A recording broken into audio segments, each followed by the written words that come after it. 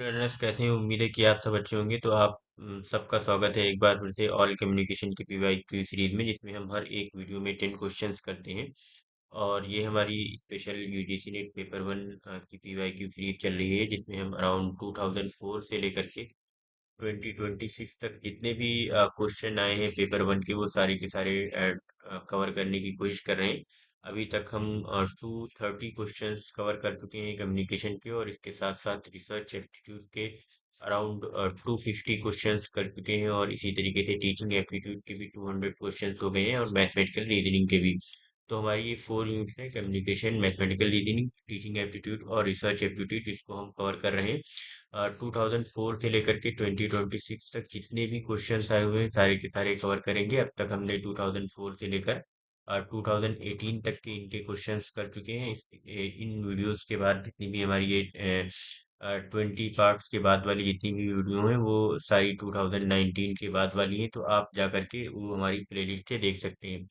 तो देखते हैं आज का हमारा पहला क्वेश्चन क्या है। In a classroom use of communication technology presupposes inattentive audience luxurious ambience, incorrect होगा। एक्स्ट्रापोलेशन ऑफ कंटेंट्स, पोलेशन ऑफ कंटेंट से भी नहीं होगा। But it is a new form of expression and applications. तो ये क्लासरूम कम्युनिकेशन जो है, जिसमें कम्युनिकेशन टेक्नोलॉजी होती है, वो एक तरीके से new form of expression and applications में आती है। नेक्स्ट क्वेश्चन है, media entertainment does not enhance the cultural level of society.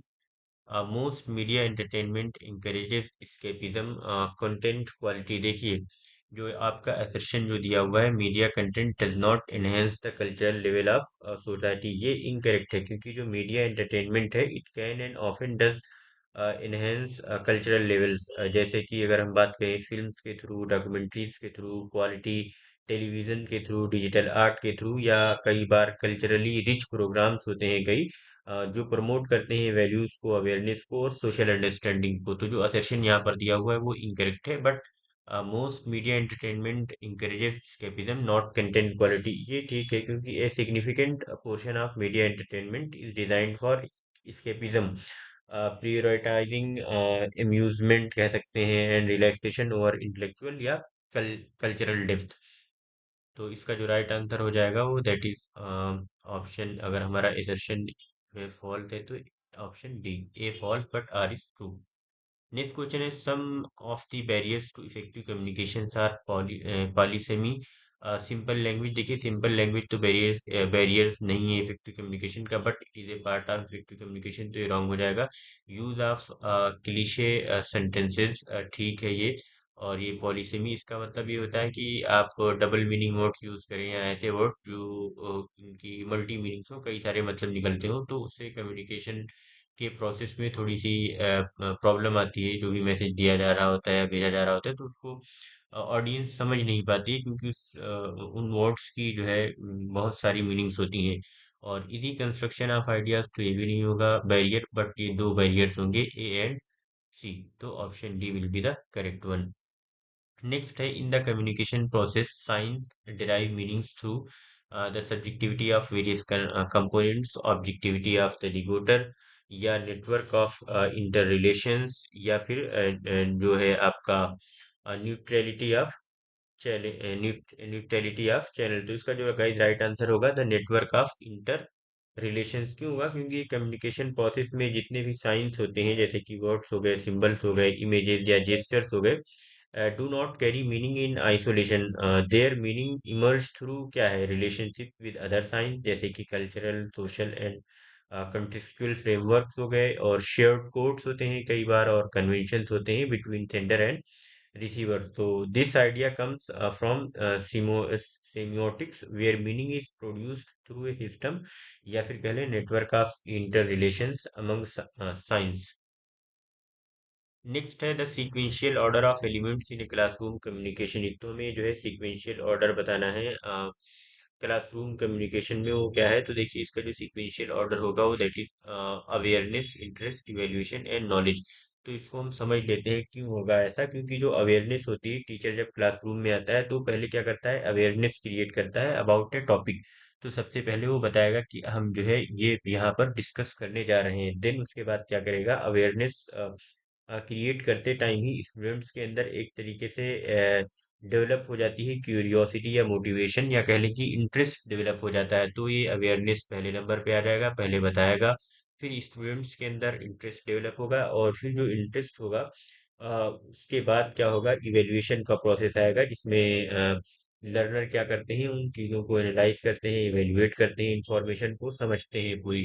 फिर उसके बाद आएगी नॉलेज, यानी कि ये सारे प्रोसेस 3 स्टेप्स के बाद लास्ट में नॉलेज बचेगी। फिर स्टूडेंट जो होंगे स्ट्रक्चर्ड और मीनिंगफुल नॉलेज जो है उनको एक तरीके से मिल जाएगी। तो ये पूरा वो है। तो नॉलेज सबसे लास्ट में आएगी, तो इस वजह से करेक्ट है। इवोल्यूशन पहले नहीं आएगा, पहले अवेयरनेस। इसमें भी पहले अवेयरनेस आएगी, देन आपका बाकी सारी चीजें आ जाएंगी। तो इसको आई होप समझ गए होंगे आप।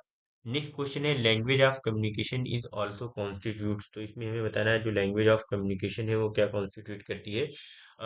Aesthetic codes, cultural codes, semantic codes, या बाइनरी कोड। तो हमें इसमें से ऑप्शंस सिलेक्ट करते हैं। तो इसका जो राइट आंसर गाइड होगा, एक तो होगा कल्चरल कोड्स एंड देन होगा semantic codes. B and C will be the right answer. तो ऑप्शन बी ये क्यों होगा, देखिए जो कल्चरल कोड्स होते हैं ये एक तरीके से जो हमारी लैंग्वेज होती है इट रिफ्लेक्ट्स, बताया जैसे प्रीवियस क्वेश्चन में भी, शेयर्ड वैल्यूज, नॉर्म्स, ट्रेडिशंस, या social meaning with in a culture. और जो हमारे सेमेंटिक कोड्स होते हैं दीज रिलेट्स टू मीनिंग, जिसमें how words, symbols and sentences convey ideas and concept.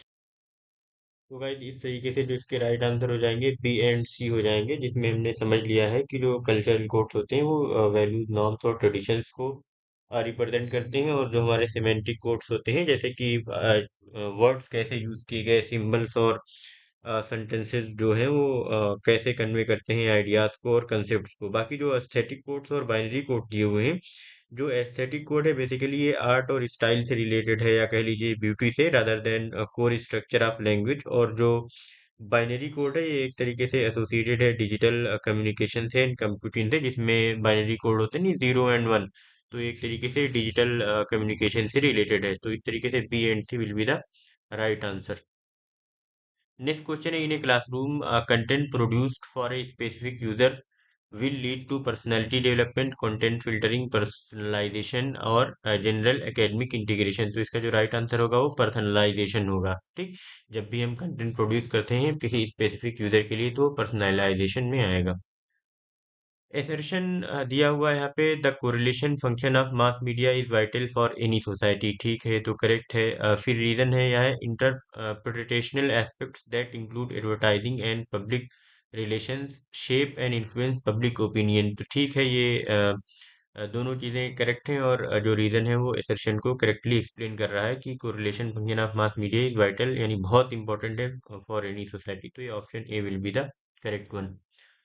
Next है, the rhetorical approach in classroom communication considers teachers as what academic official या non official या influencing agents of students. तो इसका जो right answer होगा वो है इन्फ्लुएंसिंग एजेंट्स ऑफ स्टूडेंट। जो हमारा टीचर होता है एक तरीके से इन्फ्लुएंसिंग एजेंट्स होता है, जिसका काम होता है कि वो परसुएट करे, मोटिवेट करे स्टूडेंट्स के एटीट्यूड्स को, वैल्यूज को।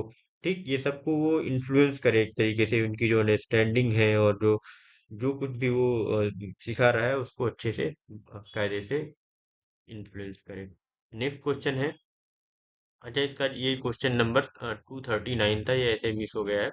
नेक्स्ट क्वेश्चन है, लैंग्वेज ऑफ कम्युनिकेशन ऑल्सो, मैं करेक्ट कर दे रहा हूँ उसको। तो ये हमारा 239 क्वेश्चन था, और ये 240 question. The language of communication, last question आज इस वीडियो हुआ, is also constitute random word, social word, divine word, या अनसेंक्टिफाइड वर्ड। तो इसका जो गाइस राइट आंसर होगा द सोशल वर्ड। तो जो लैंग्वेज ऑफ कम्युनिकेशन होती है वो कॉन्स्टिट्यूट करती है सोशल वर्ड को। तो ये हमारे 10 क्वेश्चन थे आज की। इस वीडियो को लाइक करें, शेयर करें, कमेंट करें, सब्सक्राइब करें, और नोटिफिकेशन बेल को ऑन कर लें, ताकि जब भी हम नई वीडियो अपलोड करें तो आपको मिल जाए। तो तब तक के लिए बाय, मिलते हैं नेक्स्ट वीडियो।